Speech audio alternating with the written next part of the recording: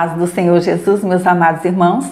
Aqui é a missionária Arlete, iniciando mais uma pré-aula da nossa Escola Bíblica Dominical, Editora Betel, neste quarto trimestre de 2020, quando estamos estudando o tema A Importância da Palavra de Deus para o Bem-Estar do Ser Humano, comentada pelo pastor Isaqueu Mendes de Freitas.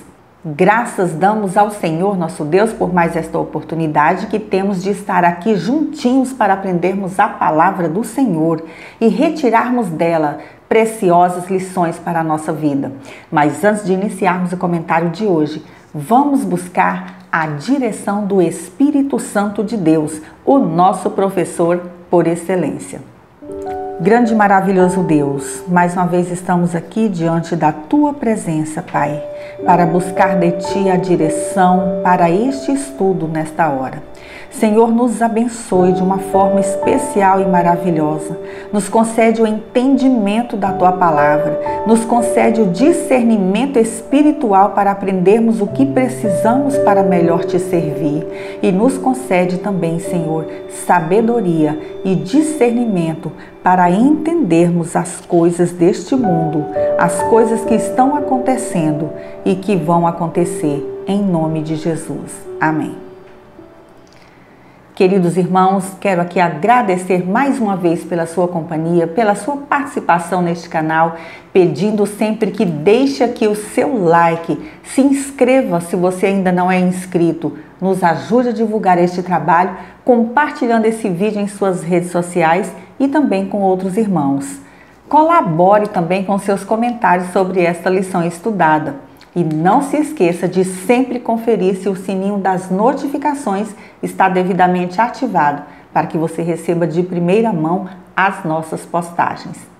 Hoje estaremos comentando a 9ª lição desta revista, que traz como título Enfermidades Psicossomáticas. Os hinos da nossa harpa cristã sugeridos para esta lição são os de número 415, 510 e 517. E podem ser encontrados aqui mesmo no nosso canal e também nos nossos blogs revistaebd.com e hinosdaharpa.org. Acesse e confira. O texto áureo de hoje encontra-se no livro de Apocalipse, capítulo de número 21, versículo de número 4, a parte A do versículo. E assim diz a palavra do Senhor.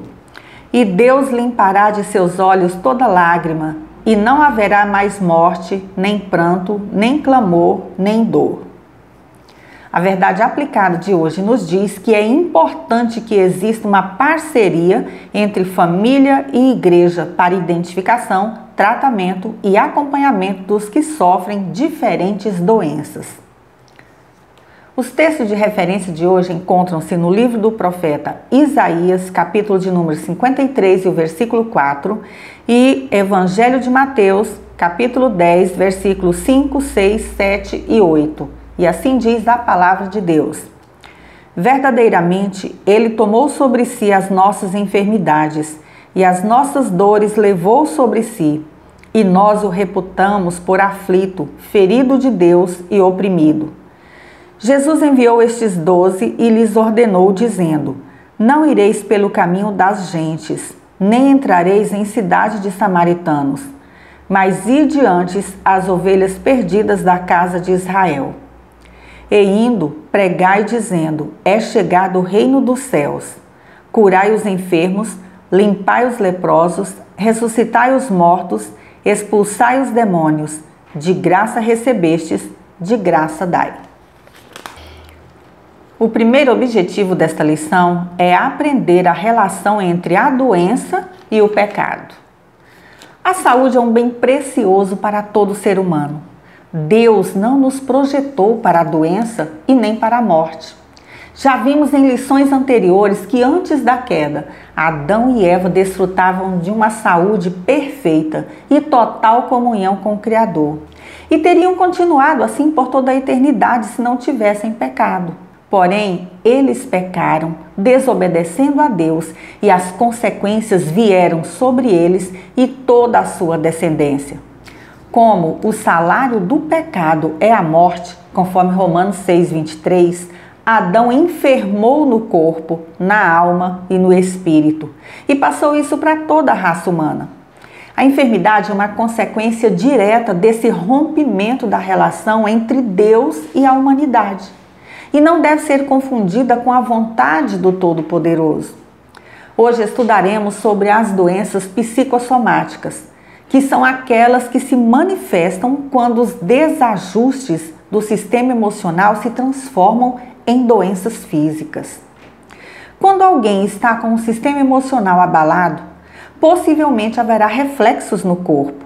A pessoa emocionalmente fragilizada ou estressada pode vir a ter dor de estômago, insônia, fadiga, artrite, dores de cabeça e outros sintomas, cujas causas não são provenientes do corpo físico, e sim da mente. Hoje estudaremos um pouquinho sobre essas doenças. Tópico 1. O drama da doença. O comentarista inicia dizendo que uma das verdades mais incontestáveis da vida é esta: nós ficamos ou ficaremos doentes em algum momento. As doenças têm acompanhado a trajetória humana ao longo do tempo, mudando o rumo da vida de muitas pessoas, destruído projetos, estagnado sonhos e causado dores, perdas irreparáveis. Muitas pessoas insistem em afirmar que o crente fiel jamais pode ser acometido por enfermidades. Porém, a Bíblia menciona diversos casos de homens tementes a Deus que sofreram com algum tipo de doença. Isso não significa, como muitos dizem por aí, que toda vez que uma pessoa adoece é porque está em pecado. A doença é uma consequência do pecado, no geral, e sinaliza a morte que passou a todos os homens depois da queda. Subtópico 1.1. A relação entre doença e pecado. Talvez você, assim como eu, já tenha ouvido alguém dizer que se uma pessoa é crente de verdade, ela não adoece e, por ser fiel a Deus, não pode ser acometida por enfermidades. Notamos que até mesmo entre os discípulos de Jesus existia esse tipo de crença, conforme nos diz o relato bíblico. Caminhando, Jesus viu um homem cego de nascença, e os seus discípulos perguntaram: Mestre, quem pecou, este ou seus pais, para que nascesse cego? João 9, 1 e 2. No comentário do Novo Testamento, Aplicação Pessoal, volume 1 da CPAD, vemos que, abre aspas, nas culturas antigas, as pessoas cegas não tinham escolha senão serem mendigas. Este homem provavelmente era muito pobre e estava mendigando ao longo da estrada, de forma que Jesus o viu quando passava. Os discípulos criam, baseados pelo menos em textos do Antigo Testamento, como Êxodo 34:7, que uma deficiência física, como a cegueira, era um castigo pelo pecado. Muitas pessoas em todo o mundo acreditam que o sofrimento resulta do pecado. Esta suposição, por exemplo, levou os amigos de Jó a tratá-lo com um juízo cruel. Fecha aspas. Embora doença, sofrimento e morte tenham vindo ao mundo basicamente como resultado do pecado, não é verdade que em todo caso particular a pessoa sofre por causa do pecado que cometeu, e foi isso que o Senhor Jesus mostrou aos discípulos ao responder: nem ele pecou, nem seus pais, mas foi para que se manifestem nele as obras de Deus. João 9:3. O Senhor Jesus não disse ali que aquele homem e os seus pais não eram pecadores. Antes quis dizer que aquela cegueira não era resultado direto do pecado em sua vida. Deus permitiu que aquele homem nascesse cego a fim de que se tornasse uma forma de manifestar as poderosas obras de Deus, ou seja, para que Jesus Cristo, o Filho de Deus, o curasse e assim revelasse o seu poder. Você já parou para pensar em quantos anos aquele homem carregou o fardo pesado de sua cegueira, sofrendo por ter que mendigar o pão, não ter o prazer de ver à luz do dia os rostos dos seus pais, de ser humilhado por sua triste condição, até chegar a hora exata de ser usado para a glória de Deus? Que esse exemplo nos sirva de consolo para aliviar a nossa dor e aflição enquanto esperamos no Senhor. E não nos esqueçamos, adoecemos porque somos pecadores, conforme Romanos 3:23. Porém, não temos base bíblica para dizer que quando uma pessoa está sofrendo com uma doença é porque ela cometeu um pecado específico e está sendo punida por Deus. Em todo o tempo, pessoas santas e fiéis ao Senhor padeceram por causa de doenças e enfermidades, mas pela fé receberam forças para vencer o sofrimento. O apóstolo Paulo, apesar de ser um homem grandemente usado por Deus, também tinha um espinho na carne, conforme está escrito na segunda epístola de Paulo aos Coríntios 12:7. Contudo, a sua visão espiritual ia muito além do que pudesse sofrer na carne, enquanto estivesse aqui nesse mundo, quando ele falou: considero que os nossos sofrimentos atuais não podem ser comparados com a glória que em nós será revelada. Romanos 8:18. Subtópico 1.2. A promessa de um corpo transformado.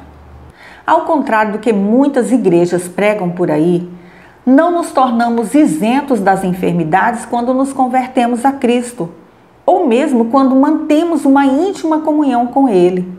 Pelo contrário, estamos sujeitos às dores e sofrimentos aqui neste mundo como qualquer outra pessoa. Como o Senhor Jesus mesmo disse: no mundo tereis aflições, mas tende bom ânimo, eu venci o mundo. João 16:33, a parte B do versículo. O Senhor Jesus estava naquele momento dizendo aos seus discípulos que aguentassem firmes todo e qualquer sofrimento que viessem a ter no corpo, pois a vitória já estava garantida. A fé nas promessas do Senhor foi que levou milhares de fiéis a se entregarem para serem mortos. Eles sabiam que um novo corpo lhes seria dado. Todo cristão sabe que esse corpo que hoje sofre com as doenças, a violência, um dia será transformado em um corpo glorioso, como o corpo de Jesus, no arrebatamento da igreja, e nunca mais padecerá nenhuma dor ou enfermidade. E o mais incrível de tudo isso é que até mesmo aqueles que morreram por causa das enfermidades no corpo ressuscitarão com seus corpos incorruptíveis e imortais, como está escrito: num momento, num abrir e fechar de olhos, ao ressoar da última trombeta, a trombeta soará, os mortos ressuscitarão incorruptíveis e nós seremos transformados. 1 Coríntios 15:52. Não importa como os corpos foram sepultados, se em covas na terra, no fundo dos mares e rios, ou até mesmo se foram queimados, literalmente os mesmos corpos mortos serão ressuscitados em corpos gloriosos, não mais sujeitos às dores e às enfermidades. Na ressurreição dos justos, seus corpos serão transformados, conforme 1 Coríntios 15:35 ao 38, iguais ao corpo ressurreto de Cristo, Filipenses 3:21. Os corpos mortais finalmente se revestirão da imortalidade. Muitas pessoas não creem que há vida após a morte, mas a doutrina da ressurreição tem como base o fato da ressurreição de Cristo e é a promessa do Senhor para todo aquele que nele crê. Viveremos para sempre com o Senhor e Ele mesmo enxugará dos nossos olhos toda lágrima. Apocalipse 21:4. Subtópico 1.3. O gemido da criação. Depois da queda e de serem expulsos do paraíso, Adão e Eva se depararam com uma natureza também prejudicada.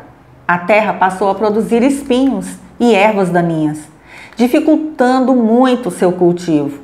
Muitos animais que antes eram dóceis se tornaram carnívoros, outros peçonhentos e ferozes e passaram a atacar outros. Nada mais seria como antes. No Novo Testamento, Paulo escreve as consequências do pecado sobre a natureza, em Romanos 8:19 ao 22. E sobre essa passagem bíblica, o comentário expositivo do Novo Testamento diz que, abre aspas, quando Deus concluiu sua criação, viu que era boa, Gênesis 1:31. Hoje, porém, a criação geme. Há sofrimento, morte e dor, todos decorrentes do pecado de Adão. Não é culpa da criação. É importante observar as palavras que Paulo usa para descrever a situação da criação. Sofrimento, Romanos 8:18. Vaidade, Romanos 8:20. Cativeiro, Romanos 8:21. Corrupção, Romanos 8:21. E angústia, Romanos 8:22. No entanto, tais gemidos não são em vão. Paulo os compara a uma mulher em trabalho de parto. A dor está presente, mas terminará quando a criança nascer. Um dia, a criação será liberta e deixará de gemer para se tornar gloriosa. O cristão não se concentra nos sofrimentos de hoje. Olha para a frente, olha para a glória de amanhã. Romanos 8:18, 2 Coríntios 4:15 ao 18. O cativeiro doloroso de hoje se transformará na liberdade gloriosa de amanhã. Fecha aspas. Aguardamos com fé o dia em que nosso maravilhoso Deus criará novos céus e nova terra, onde a natureza será também restaurada. Naquele dia, o lobo e o cordeiro pastarão juntos, e o leão comerá palha como o boi. Pó será a comida da serpente. Não se fará mal nem dano algum em todo o meu santo monte, diz o Senhor. Isaías 65:25. O segundo objetivo desta lição é ensinar sobre doença mental e suas características. Tópico 2. Enfermidades psicossomáticas. Não podemos ignorar a existência de perturbações malignas, opressões e até mesmo possessões demoníacas que escravizam pessoas e as mantêm com as mentes extremamente perturbadas pelos espíritos imundos. A própria Bíblia nos mostra quão reais são essas manifestações e apresenta também algumas de suas características, como força sobre-humana, conforme Lucas 8:29, Lucas 9:18 ao 27, poder de adivinhar, conforme Atos 16:16, pode levar a pessoa à demência, conforme Mateus 4:24, ou até mesmo incapacitar de falar e ver, conforme Mateus 9:32 e Mateus 12:22. Toda e qualquer manifestação maligna em uma pessoa só pode ser contida e expulsa com oração e jejum, pelo poder e autoridade do nome de Jesus. Não podemos esquecer que o nosso Senhor e Salvador Jesus curou a muitos de enfermidades físicas, conforme Mateus 8:16, expulsou demônios, conforme Marcos 1:34, e concedeu em seu nome autoridade aos seus servos para também curar e expulsar demônios, conforme Marcos 16, 17 e 18. Por outro lado, já vimos em lições anteriores que depois da entrada do pecado no mundo, tanto o nosso corpo quanto a nossa mente podem adoecer por causas naturais também e precisam de cuidados ou tratamentos adequados. Acontece que quando a mente não está bem, acaba provocando desequilíbrios no corpo inteiro. Se uma pessoa não tiver estrutura emocional para lidar com situações de estresse ou ansiedade em excesso, acaba transferindo para o corpo o problema, que resulta no aparecimento de sintomas psicossomáticos, como as gastrites, palpitações, dores de cabeça, infartos e etc.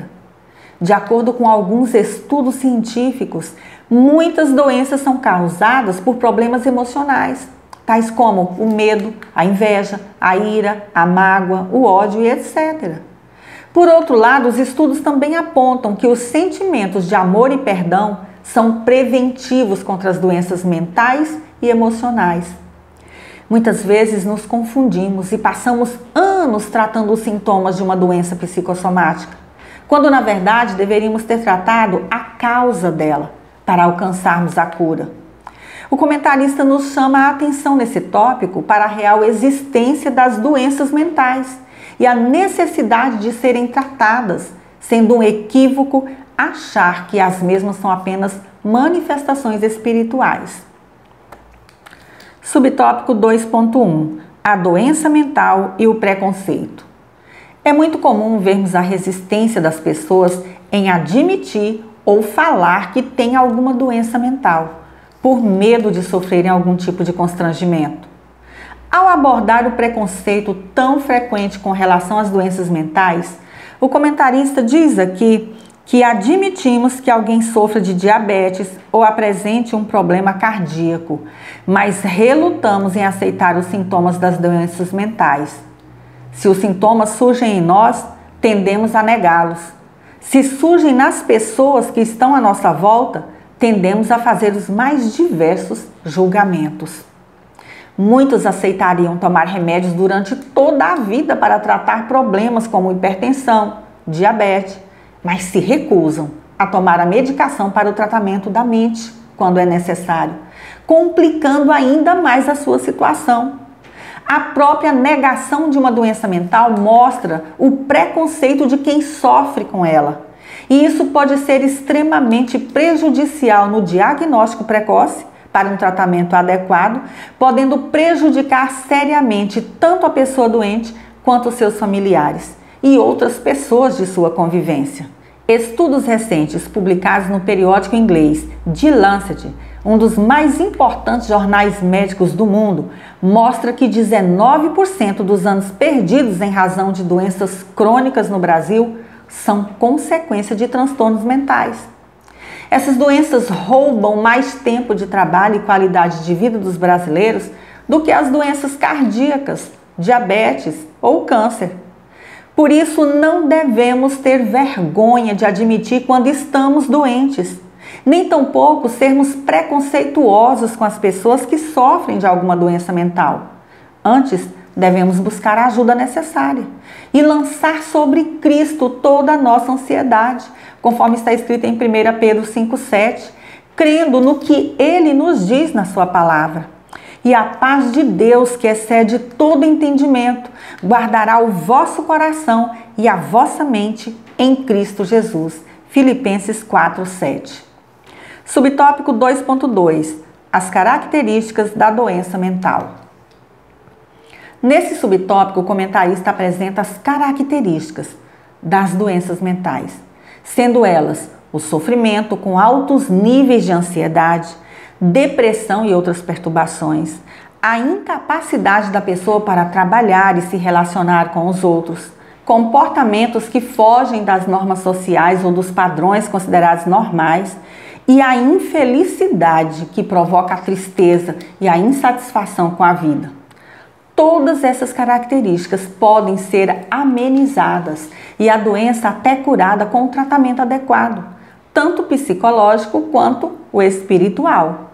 O diagnóstico de um transtorno mental deve sempre ser feito por profissionais especializados em saúde mental. São psicólogos, psiquiatras ou psicanalistas. Existe um ditado dos tempos da Roma antiga que diz: mente sã, corpo são. E sabemos que para termos uma mente sadia, temos que ter a paz interior e não vivermos demasiadamente ansiosos por coisa alguma, como nos ensina o Senhor Jesus em Mateus 6,25. E que nossas ansiedades também devem ser lançadas sobre o Senhor, conforme está escrito em 1 Pedro 5, 5-7. Subtópico 2.3. A Bíblia não fala de doença mental? O comentarista nos diz neste subtópico que, na verdade, a Bíblia relata sobre diversas pessoas que vivenciaram dificuldades que envolviam também a mente. Podemos mencionar o profeta Elias e Davi. Nos tempos bíblicos não havia o conhecimento das doenças mentais e outras doenças como nós temos hoje. Ao longo do tempo, sempre houve essa confusão entre a doença mental e a possessão demoníaca. Hoje em dia sabemos que há tratamentos eficazes para os transtornos mentais e maneiras de aliviar o sofrimento causado por eles. Vale sempre lembrar que concomitantemente a qualquer tipo de tratamento, seja ele físico ou mental, devemos sempre recorrer ao Senhor Jesus, o médico dos médicos, que tem o poder de nos curar, libertar ou mesmo fazer com que o tratamento a que nos submetemos tenha um bom êxito.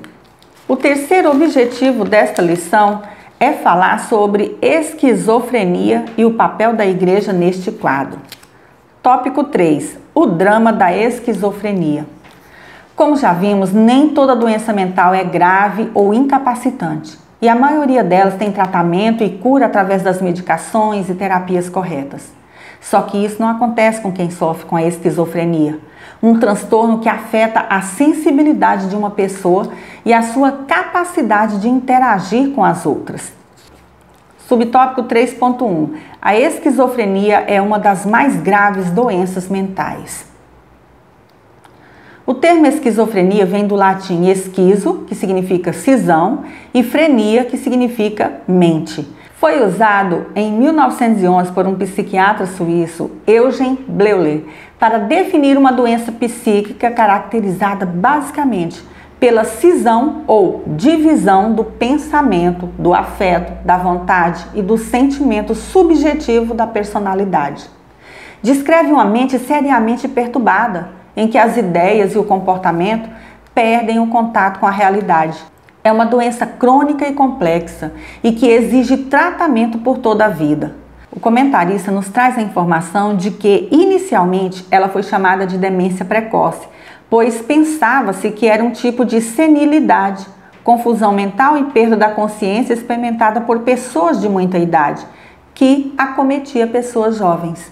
Só que, na verdade, a esquizofrenia não é uma caduquice e pode tornar-se bastante perigosa, porque a pessoa pode ouvir vozes dando instruções, ver coisas e por causa disso pode às vezes agir de forma perigosa.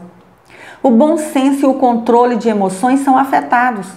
O medo passa a ser fora da lógica e os delírios são comuns à pessoa. Ela pode ficar relutante ou incapaz de colaborar com a família, os amigos e também com o tratamento médico.